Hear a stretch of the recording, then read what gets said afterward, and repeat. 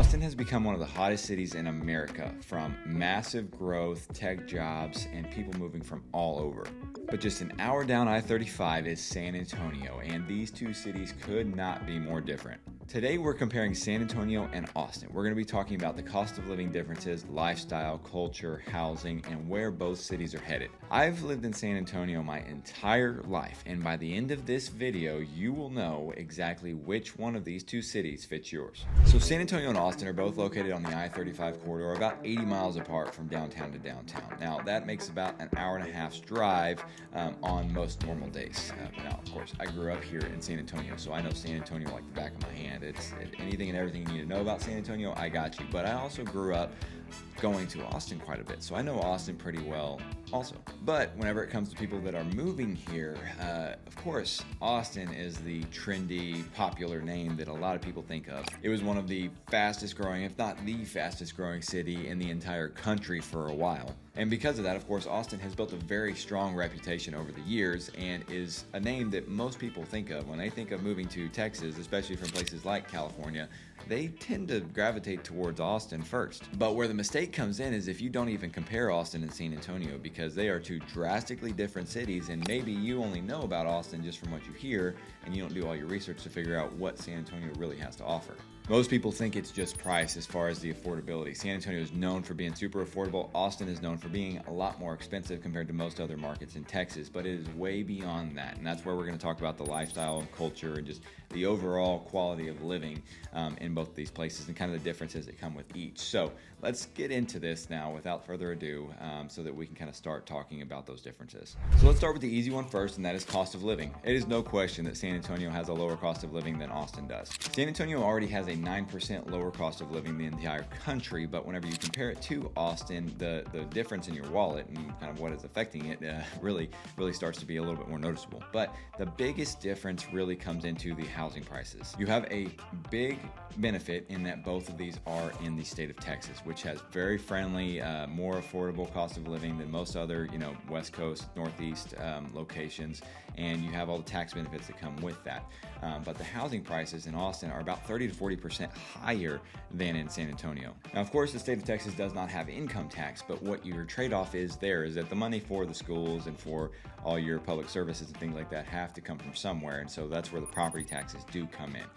Now, in San Antonio, the city of San Antonio itself has about a 2.3, 2.4%, I'd say on average, property tax rate, and it's about the same up in Austin. But of course, whenever those housing prices are 30 to 40% more, you can basically equate to a 30 to 40% higher property tax bill as well. Now, the cost is one thing, and of course, if you're looking at buying a house, that is probably a huge factor in your decision of which city that you're going to choose. But as you're looking at the overall details of each of these cities, I think the lifestyle really makes a bigger difference than that price point. So growing up here, you always saw those bumper stickers, "Keep Austin Weird," and that definitely lends to a lot of what the culture in Austin is like, okay? San Antonio, keep San Antonio boring. We like it the way we like it here in Austin. You can keep it the way you like it up there. That's fine. Completely different places. And so that's kind of where we start with this. Austin has this reputation for excitement. They got the music. They've got the Austin City Limits. They've got South by Southwest. You've got 6th Street. You've got all these other things. You've got the F1 racing. There's lots of things that happen in Austin that just lend more towards popular culture. San Antonio is more laid back. We've been known as the big city with a small town feel. We've been known for our culture, the Hispanic culture and the, more family-oriented culture. We've been known as kind of taking things a little bit slower, right? There's not as much of the, hip hop happening stuff going on in San Antonio, and that's okay. I do actually prefer it that way. But that doesn't mean that there's not a lot of stuff going on in San Antonio compared to what is always happening in Austin. You look at the Pearl District and the growth that it's been having, and kind of the cultural revival that has come to that area, and really brought a lot more of those, what I guess you can call the more popular things. You've got some of those foodie places. You've got lots of shopping. You've got a little bit of an art scene down in Southtown and Blue Star Arts Complex. You got the Riverwalk and the St. Mary Strip, where there's a lot more of the nightlife scene. I mean, it's not 6th Street, but again, to me personally, I don't really want to go to 6th Street anymore. So those things are definitely options that give you a little bit more of that vibe that maybe Austin has in some ways in that kind of slower paced San Antonio environment. The food scene in Austin is great, but San Antonio is outstanding as well. So Austin, of course, you got, Franklin Barbecue, which kind of is a staple of Texas, been around for years and years. When you think of barbecue in Texas, that's one of the places that comes to mind first. You've also got, of course, 6th Street and Rainey Street and South Congress and all the places on those, in those areas. So you got, a much more West Coast vibe in Austin with the, art scene being very, very prominent. You've got comedy clubs everywhere. And it's kind of like you pick up Los Angeles or San Francisco and put it in Texas. Another big difference that, comes with this lifestyle does come with politics. And although I'm not going to talk about this in depth, it is important to note. When you look at Bexar County and San Antonio as a whole, you're looking in the last presidential election, okay? So San Antonio is definitely lean more liberal, okay? There's probably in that like mid 50% to upper 50% range that voted Democratic in the last election. But you look at Austin and it's in the 75+% range. So you can see there is a big swing in that difference. And all the big cities, they always vote more Democratic. But when you look at all the surrounding counties surrounding San Antonio, I think every single one of them voted Republican. And Texas as a whole is a more conservative state. So that is something to pay attention to depending on what you're looking for whenever you're coming here. So it is Texas. It is very conservative by nature. And that's one of the things that a lot of us here have been very proud of for a long time just because of the culture that brings to our state. Now, when it comes to walkability, San Antonio is definitely not known as a walkable area. Austin isn't really on the high end of the scoring list either. San Antonio scores in like the low 30s. Austin is kind of in the upper 40s, mid to upper 40s. So Austin has a big advantage in the walkability over San Antonio, and that is pretty prevalent too, especially when you look at the downtown area. And of course, without the walkability, you do have to have a car to drive around. And so let's compare the traffic. So Austin constantly ranks up on the list as far as one of the most congested cities in the country. Another one of the many benefits of San Antonio is that there is not a single toll road in the city, okay? So looking at Austin, there's a couple, but when you look at I-35, right? So I-35 runs from Austin to San Antonio, runs right through the middle of both of the cities. Downtown San Antonio, when you're driving through it, it's not fun to deal with, especially when there's construction. You can get backed up for a while, and to get from one corner of the city to the other, it takes about an hour, even in rush hour traffic. So, it's rough, but not nearly as bad as Austin. If you're going through Austin, it's a smaller overall city as far as mileage goes, but it could take almost twice as long to get through, especially on 35 if traffic is really, really backed up. I think that does help a lot with the traffic of San Antonio is how the road layouts are constructed. You have that, inner city area downtown with Loop 410 that kind of loops around the inner side of San Antonio, and then Loop 1604 that kind of goes around the outer loop. So there's ways to get around things in San Antonio that Austin just doesn't have the benefit of because it doesn't have as big of an area. Now, when we're talking about housing market, let's get into some of those details real quick. When you're looking at both these cities, Austin was the crown jewel of the pandemic housing boom, where they just absolutely exploded. Prices went through the roof. Homes were selling for 6 figures over asking price. It was just insane. And with the insane growth that happens in any situation, there is an insane correction that comes back down. Austin housing prices overall since the peak in May of 2022 have definitely come down quite a bit, whereas San Antonio has come down very, very slightly, but in what I've seen, and it's been mostly with new construction, and everything else has stayed pretty steady. And that has been pretty consistent with San Antonio over the decades and years that it's been in existence. Overall, the median price point in San Antonio is right there around that $315 range, depending on which source you're looking at. So it's a pretty affordable place. And then you look at Austin back in before 2020 was in the 300s as well, but now it's sitting in the 500s, and it is down actually about, I want to say, close to 20%, but from the peak in 2022. So it's a big decrease since that time. Overall, both cities still have some of the most people moving to them compared to any other city in the country. So it's not like there's people aren't moving here. It's just the fact that people are not willing to spend the money for Austin prices is what they once were. Mortgage rates did affect a lot of that, but I don't think that was the main factor, even though that kind of was the catalyst for everything. Whenever you have a lot more inventory, of course, you have a lot more inventory in both both San Antonio and Austin that is on the market. Now you're going to have a lot more price reductions on things because there's less and less people that are buying all of these houses that are currently listed. Both areas have tons of that new construction still happening to this day. It didn't cool down significantly from the pandemic, but what has cooled down is those sales, and so they are offering lots of incentives whenever it comes to it in both markets, and you can get much better interest rates. You can get significantly lower prices than what those new construction homes were going for several years ago. But the big thing that you want to pay attention to is, of course, they are still a lot higher priced than those resale homes, and you can see the differences between the two.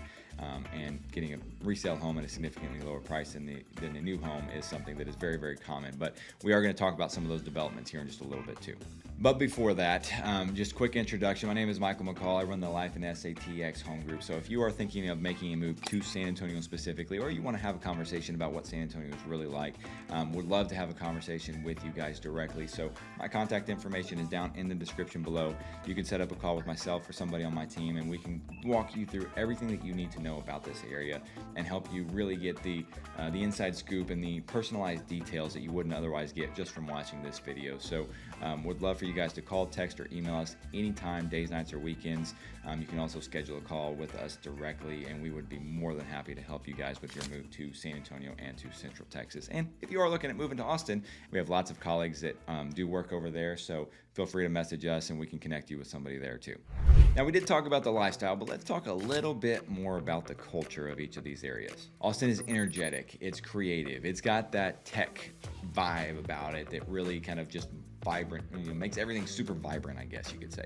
San Antonio, on the other hand, is more simple, more historical, right? You have the city that has been built completely around the San Antonio missions from back in the 1700s. Everybody knows the Alamo, but there are actually 5 San Antonio missions, and they are the first UNESCO World Heritage Site in the entire state of Texas. And it's also one of the reasons that San Antonio has become a military city. We are Military City USA. Joint Base San Antonio has 4 separate military bases that kind of comprise that Joint Base San Antonio, and is what brings 80,000 plus active duty service members here every single year, and hundreds of thousands of retired veterans that call San Antonio home. San Antonio is not a tech focused city by any means. You look at the South Texas, kind of country boy vibe too. There's a lot of that in San Antonio, and that kind of goes along with that San Antonio Stock Show and Rodeo. It's a huge event that happens every year. Brings tons and tons of people here, and it is essentially a month-long celebration of the rodeo. You've also got Fiesta, so that's embracing the Hispanic culture of San Antonio. It's an 11-day festival. It happens every April, and in the last couple years, there's been over 2 million visitors that have attended the Fiesta events. Businesses adjust their schedules, schools close down for the parades. I mean, it is literally a city-wide celebration. And in fact, that is also very historical because that's been going on since the late 1800s. Sports are another thing. So although San Antonio doesn't have as many professional sports teams as we would like, the San Antonio Spurs are still our pride and joy. And although we had that kind of period of time between the Big Three era of Tony Parker, Monty Ginobili, and of course Tim Duncan and Greg Popovich, to that few losing years to now, we've got a new core of just outstanding young players, and we are on par to get back to that level of success that we are so used to with NBA basketball in San Antonio. Victor Wembanyama is posed to be the next face of the league and is just literally an alien in human form. When you look at the guy, it is just unreal to watch some of those games. Now, Austin's culture goes a completely different direction from what I just talked about with San Antonio. Some of the biggest events that happen in Austin, of course, are the Austin City Limits and South by Southwest festivals.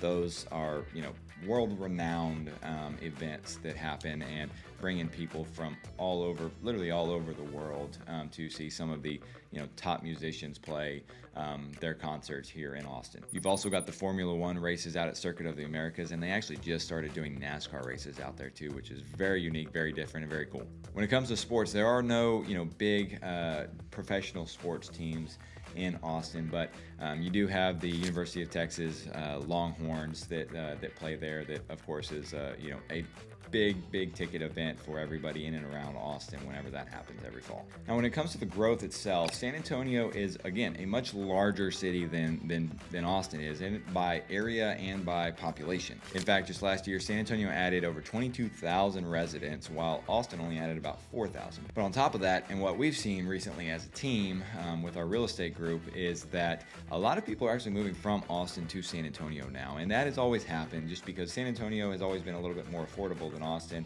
and the culture is very different. A lot of people will move to Austin, experience it for a little while, it's not their cup of tea, and then decide to move to San Antonio. There's some people that do the same from San Antonio to Austin, but I see definitely a lot more that are moving from Austin to San Antonio, specifically because of the housing affordability right now. And as with both of these areas and the growth of that Austin-San Antonio metroplex that the entire country is talking about as the next big metroplex of the United States, there's a lot of developments that are happening. Both of these areas are growing drastically. And when you're looking at San Antonio, of course, the main focus is around Project Marvel. This is the kind of transformation of downtown San Antonio into something that can be a world-renowned location. The first steps have already been taken with the approval for the funding for the new San Antonio Spurs arena that is going to go downtown at Hemisphere Park. And that arena alone is expected to cost around $1.3 billion.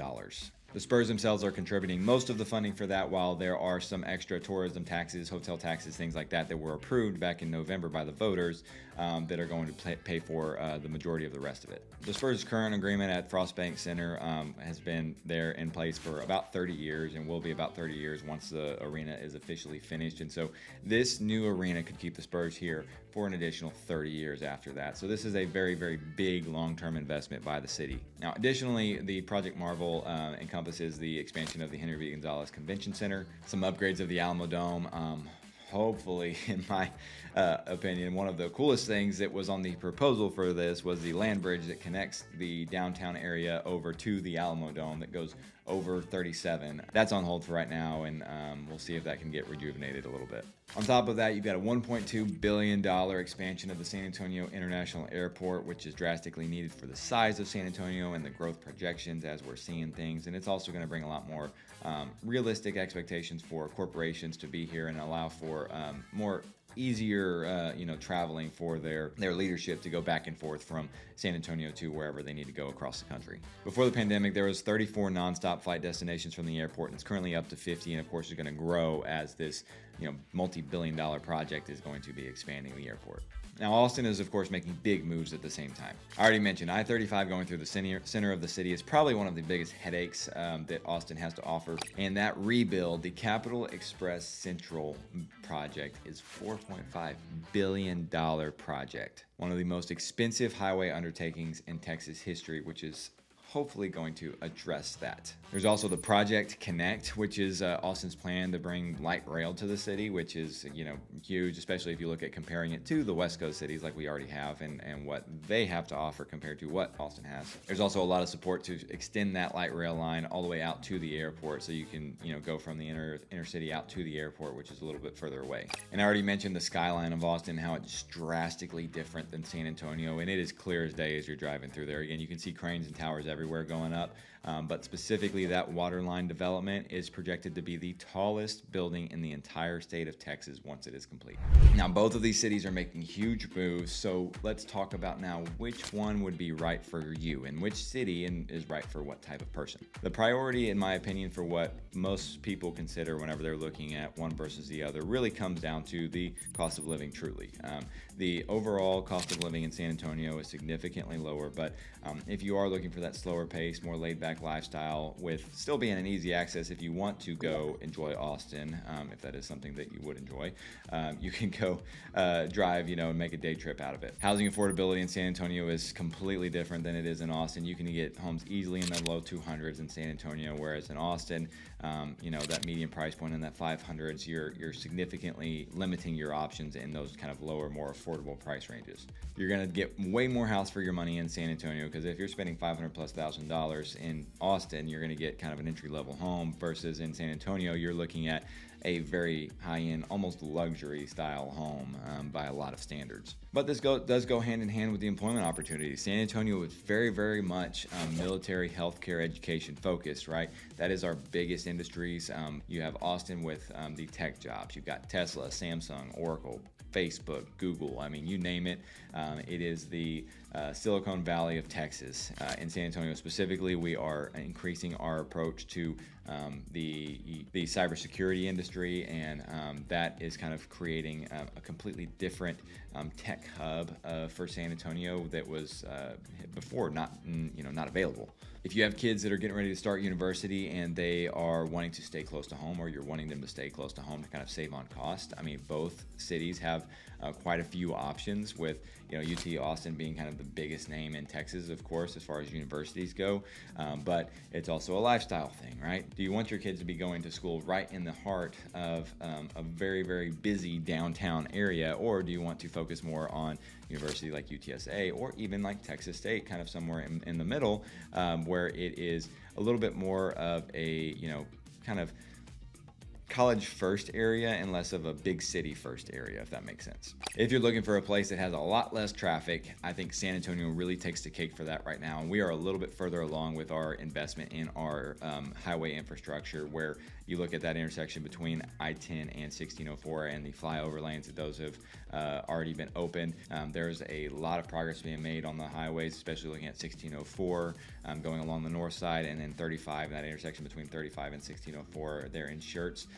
You're going to see drastic decreases in commute times in those areas, and that's going to make a huge difference, whereas Austin is undergoing a much more extensive plan that I think will definitely help quite a bit, and the projections are showing that. But even outside of that kind of inner core on 35, you're still looking at traffic all over the place, because it is much tighter, much more congested, and many more people in smaller areas, right? San Antonio is spread out, so it helps spread out the traffic as well. But I think one of the biggest benefits of both of these towns and both of these cities is, of course, that ASA, Austin San Antonio Metroplex, that is coming. You don't have to completely get away from either one. If you like both for different reasons, maybe you work in both, maybe you have the opportunities to work in both, and you're kind of in a transition period, you could look at New Braunfels or San Marcos, even Kyle Buda, and make that longer drive. I mean, there's opportunities for you to live in places like New Braunfels and be not that far away from either location, and still be able to enjoy the benefits of both. Both of these cities are better for completely different people.